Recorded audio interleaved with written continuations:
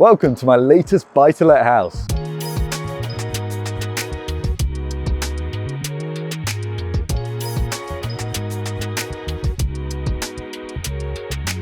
So this one was initially listed for £280,000. It got then reduced to £260,000 because no one bought it, then to 240, which is where we came in and bought it in the end for £213,000. But the interesting thing about this house is that it's actually probably the longest house it's taken me to complete on, and it was actually 7 months in the end. We initially put an offer in July, I think it was, and then we're now in February, finally got the keys to the property, and we completed on the 30th of January. So 7 months of time, at least really, to actually go ahead and purchase what we're in today. Now, the reason it took so long is actually quite interesting for one of the main reasons I can show you here. See, there's a bunch of cracks running throughout the property, which probably cause a lot of concern for most people trying to buy. The only reason we kind of knew that this wasn't a problem was, one, I was leaning on the fact that I used my architect to comment on it, and two, I've seen this kind of thing before. It's not too much of a concern, basically based on experience and leaning on those who do know what they're talking about. So for this property in particular, the initial delay was the fact that it's in an Article 4 conservation area here in Newark and Sherwood. You'll know that Article 4 primarily means that you can't turn it into an HMO under permitted development. But for Newark and Sherwood, that's not a problem for HMO, but it is a conservation area.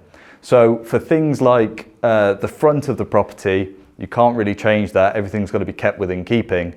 But for the sides and the back, you're usually okay.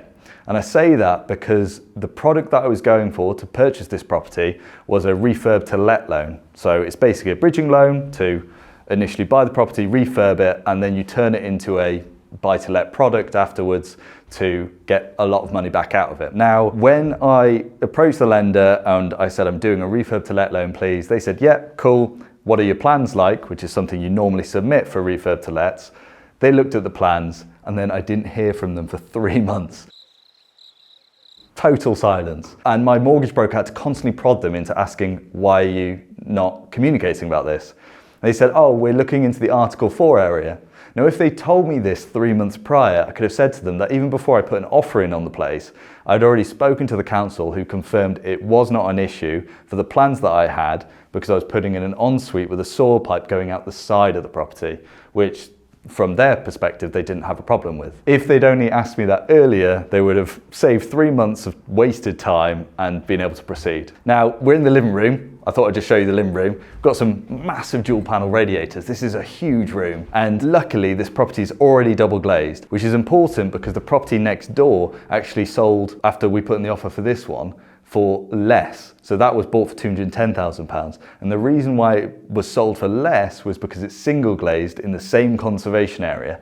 And to turn a property with this kind of frontage and fascia into a double glaze, you have to do like for like sash windows after the Article 4 came into place, which would mean you're spending £20,000, maybe £30,000 on custom made timber windows, which is why I much preferred to go for this one instead. Plus the one next door was a 3-bedroom, this is a 4-bedroom. It's got a log burning stove, which we have a certificate for, albeit slightly out of date, and lots of scope to do stuff in here. I'm thinking LVT down, maybe herringbone. I was talking about a crittle wall for this possibly, but we need an extra door put in.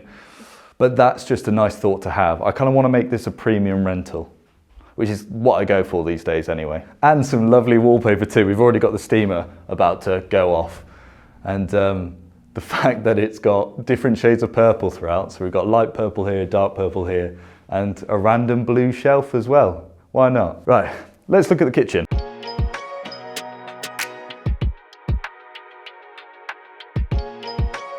It's lovely. You know, you've got a proper range master cooker here. I think my parents have this one too, and these aren't cheap. This has been left here. We've got white goods left here, which are black in colour. So we've got the fridge, the freezer, the washing machine, and this kitchen itself, hardwood and custom built cabinetry. So this is all really good quality stuff. The previous owner had left them because she had actually moved to Australia. And that's partially the reason why so many cracks have appeared like these ones.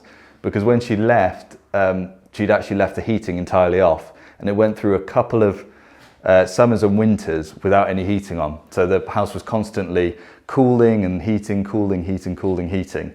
And that's what forces cracks to appear throughout the plasterboard and such. For a building this old, which is like early 1900s, it's not an issue because it's stood for so long. It's very rare to find a case where subsidence would be a proper issue without any external cracks on.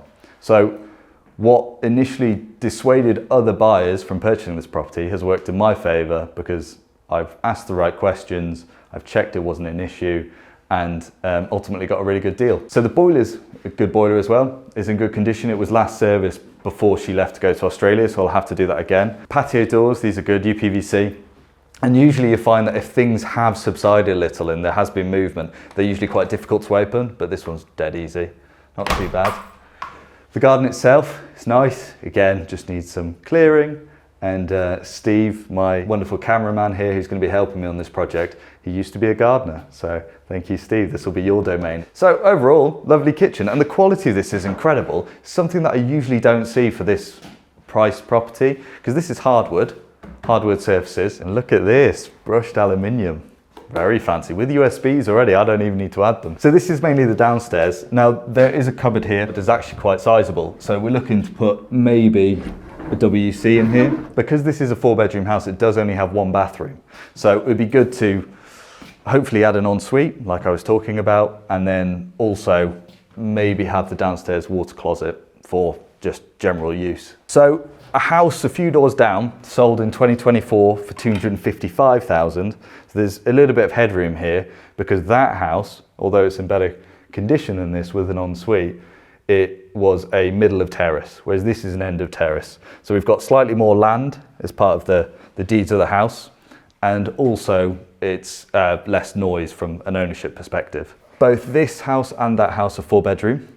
This one is kind of more of a 3.5 bedroom, but we've got a plan for that too. So if we look at this first bedroom, this is a very decent size, very square double. Not sure about the wall colour here, and they try to polyfiller and paint over with an even pinker pink, but just little cracks throughout. We need to start making sure the room heats up, hits that temperature, and we can properly fill them in and plaster back over. But yeah, decent room overall, double glazing throughout, and I'm actually liking the floor in here too. Now this room backs onto the bathroom, which is this one, and I think it's quite a nice bathroom. Didn't have an extractor fan, so it caused a little bit of mold to appear on the ceiling, but this is going to have to be probably reboarded anyway. I don't think we'll get away with a skim on this. We could pull down the mouldy one and then put in new plasterboard, but everything here, apart from a decent scrub, is pretty good. I'm liking these tiles, I'm liking this bath. Sink is large, but fine, why not? And I was saying that I'd love to change this carpet, but I just don't think it's worth the money. No, we can't do that really. That's just me wanting to rather than needing to. And then we've got these bedrooms which are more, well, these two at the side of the property. So this is probably the biggest one, very large double. And the house that sold for 255 put an ensuite here. It was actually a really good idea because the bathroom is behind this wall.